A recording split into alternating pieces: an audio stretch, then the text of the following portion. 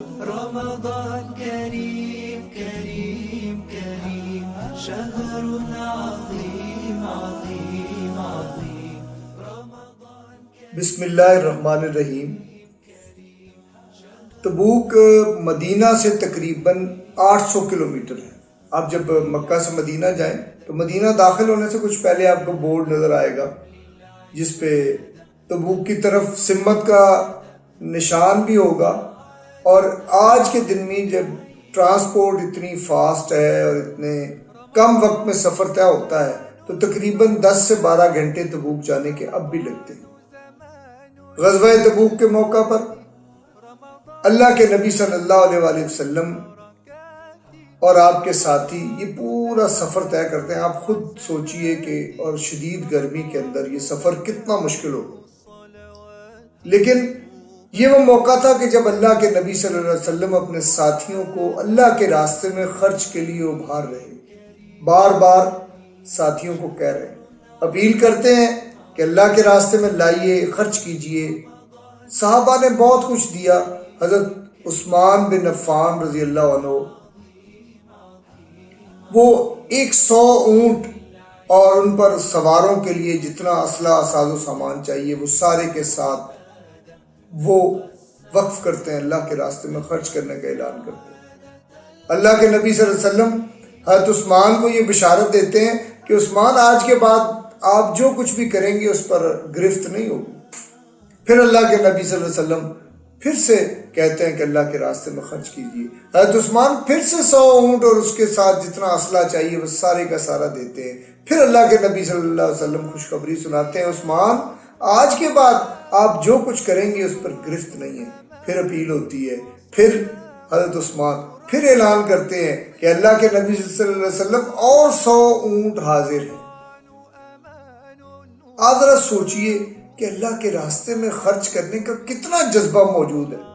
کہیں یہ احساس موجود نہیں کہ میں نے تو 100 اونٹ دے دیے ہیں، اب ہر دفعہ مزید خرچ، حتیٰ کہ کیفیت یہ ہوتی ہے کہ حضرت عثمان نبی صلی اللہ علیہ وآلہ وسلم کی ہر اپیل پر جواب دیتے ہیں اور 900 اونٹ اللہ کے راستے میں اس کے سارے اسلحے کے ساتھ اناؤنس کر دیتے ہیں، دے دیتے ہیں۔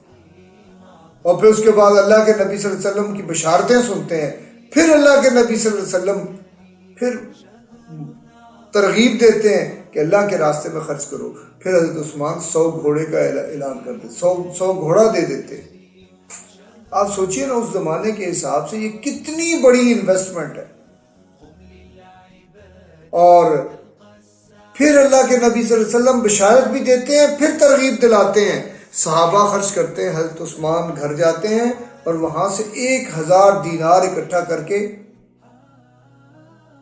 اللہ کے نبی صلی اللہ علیہ وآلہ وسلم کی خدمت میں پیش کر دیتے ہیں۔ اللہ کے نبی صلی اللہ علیہ وسلم ہاتھوں سے ان دیناروں کو، ان اشرفیوں کو دیکھتے ہیں اور پھر وہ ڈھیر بن جاتا ہے پورے کا پورا۔ یہ تو وہ ہے کہ جن کے پاس ہے مال کی فراوانی ہے، یہ وہ ہے۔ ان میں ایک ابو عقیل بھی ہیں، وہ انصاری صحابی، ان کے پاس مال نہیں ہے۔ اللہ کے نبی صلی اللہ علیہ وآلہ وسلم کی ترغیب اور اپیل سنی جائے اور خرچ نہ کیا جائے، یہ صحابہ کا عمل نہیں تھا۔ وہ رات بھر مزدوری کرتے ہیں اور مزدوری کے نتیجے میں انہیں کوئی تقریباً آج کے زمانے کے حساب سے 2.5 کلو کھجور ملتی ہے۔ وہ شرمندہ بھی ہیں، پریشان بھی ہیں، ابھی گھر کی ضرورت بھی پوری کرنی ہے۔ کھجور کو آدھا کرتے ہیں، آدھا اپنے گھر میں چھوڑتے ہیں اور آدھا بس اٹھائے ہوئے کچھ شرمندگی، کچھ احساس کہ میرے پاس تو کچھ نہیں ہے، بہت کم ہے۔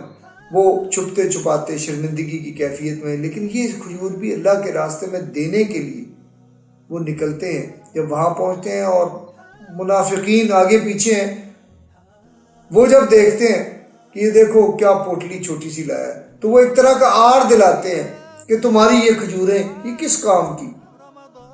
اللہ کے نبی صلی اللہ علیہ وسلم تک کو جب پتہ چلتا ہے کہ یہ کھجوریں لے کے آئے اور اس کیفیت کے اندر لائیں، تو اللہ کے نبی صلی اللہ علیہ وسلم فرماتے ہیں یہ کھجوریں لو اور یہ جتنا بڑا ڈھیر تبوک کے لیے جمع کیا ہے اہل اسلام نے، اس کے اوپر بکھیر دو۔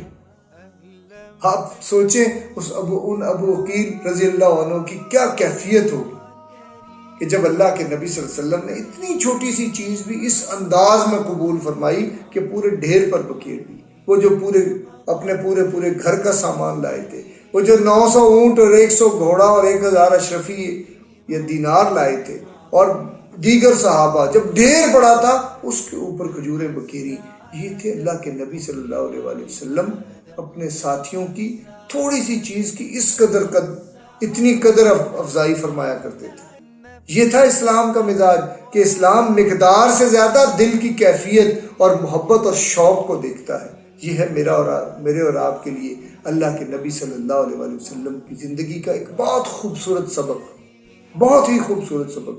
آئیے اللہ کے راستے میں خرچ کو اپنی عادت بنائیں اور اس بات کو جان لیں کہ اصل چیز دل کی کیفیت اور دل کی نیت ہے. اللہ تعالیٰ ہمیں اپنے راستے میں خرچ کرنے کی اور بہت خوبصورت خرچ کرنے کی توفیق عطا فرمائے. بہت شکریہ. السلام علیکم.